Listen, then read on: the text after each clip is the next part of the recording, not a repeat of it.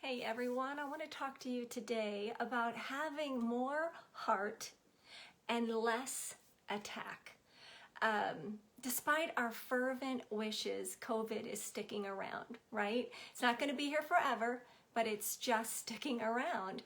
And we have tropical storms, we have fires that have people on pins and needles, and we have the election just days away.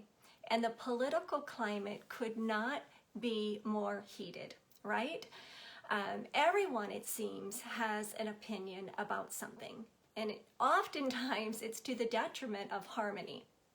And let me just cut in right here before anybody thinks that I'm acting like a goody two-shoes. I have to say that I have been known to get on my soapbox a time or two, and I am not proud of it. So this video is just as much for me as it is for anyone. Election signs are being stolen from yards. People are rioting. Social media is rife with attacks. Political parties are absolutely lambasting each other. And there is a whole bunch of finger pointing going on, right? Long-held beliefs and political ideologies are being attacked, characters are being assassinated, just all over. And it's got to stop, right? Or we need to decide to not be a part of it. There are two camps that people tend to live in. And one camp is the me-centered camp. This is where people really look at themselves more than they look at other people, and they say or think things like, I'm right and you're wrong, or what can the world do for me? That's one camp. That's the me-centered camp. The other camp is the others-centered, where they look outside of themselves and they say or they think or they just act like, let's discuss our differences. Let's have a healthy discussion. Or what can I do to make the world a better place, a more harmonious place? So I ask you, just like I'm asking myself, which camp do you live in? The me center, all about me, or the other-centered? It's about other people, me last. We are not enemies. We are not enemies. Despite our differences, despite what we believe in, we are all in this together. So we can have different opinions, but we can still find a common ground. So last week I went to a funeral, and it was heavy, it was sad, just like funerals usually are. But at the very end, someone stood up on the widow gave this person some instructions to stand up and begin reading a letter of gratitude to all of the people that she could recall that had done random acts of kindness or acts of kindness for her husband in the last several years.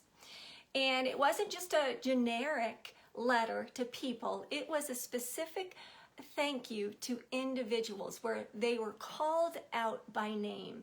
It was awesome. It was remarkable.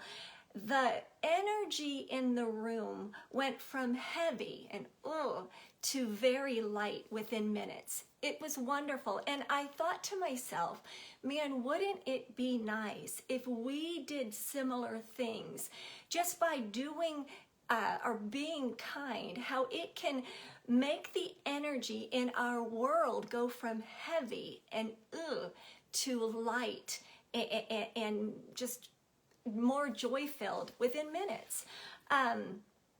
Besides strengthening our immune system and decreasing our stress, because that's what being kind does. It really does strengthen our immune system and causes us less stress. But besides that, being kind is just darn good for the soul. We feel good about ourselves, and frankly, it becomes contagious. That's where the random acts of kindness movement began. It becomes contagious. So let's go against the norm that's happening right now and start being kinder. We cannot let the things that are happening in our world, in our country, divide us. We are, as I mentioned earlier, we're all in this together. So I've come up with 5 really simple ways that you and I can be kind. The first one is to get your radar on right away in the morning and be ready to be kind. Start thinking outside of yourself immediately as you're driving to work, as you're getting ready.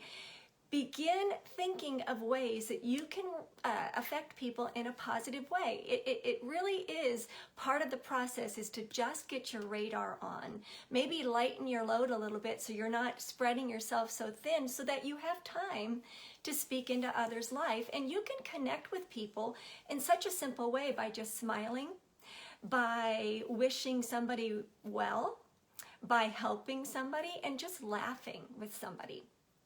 Second thing is to love someone just the way they are, without trying to change them, without trying to change their mind. See them for who they are. Recognize them for who they are. Remember, we are not enemies. Affirm them as a person.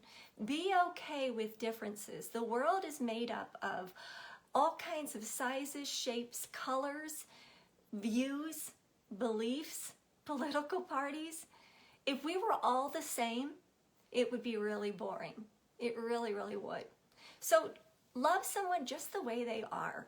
And I'm speaking to myself on that one. Number 3 is to do random acts of kindness without looking for anything in return. Leave quarters at the laundromat. Leave change in the vending machine. Pay for someone's coffee.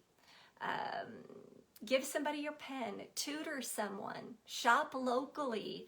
Give a stranger a compliment. Let somebody in before you in line, in traffic, in the grocery line. Do random acts of kindness. Remember, it's good for your stress level and it's good for your soul.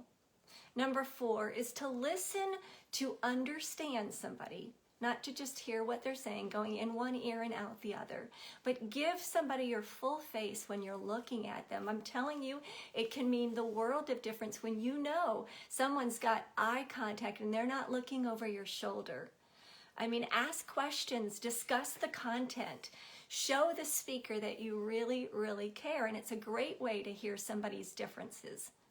And the last one is to write a note. How simple is that? We can text, we can message somebody on social media, but those can go away really quickly. But there's something about a note that outlasts them. I keep all my notes from people, just random notes that I get from people thanking me or wishing me well. I mean, you can write a simple note to the mail carrier, someone on the front line, your favorite barista, your favorite bank teller, your parent, your neighbor, a soldier. There's no bounds, no limits to who you could write a note to, and it feels so good. So, the world needs more kindness and so much less strife and division and dissension.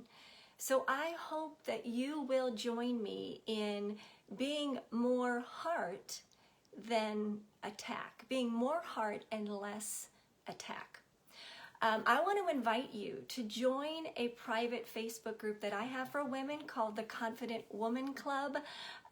We love that group. We affirm each other, and you are invited, if you are a woman, to join that. I'm going to drop the link in the comments below. And if you are someone who needs someone to listen to you, needs an ear to listen to you, that is what I do. I am a life coach, and I enjoy helping people navigate through different seasons and trials in their life. So reach out to me in a private message, or I will drop my website in the comments below. Thank you so much for watching this video. Enjoy your day.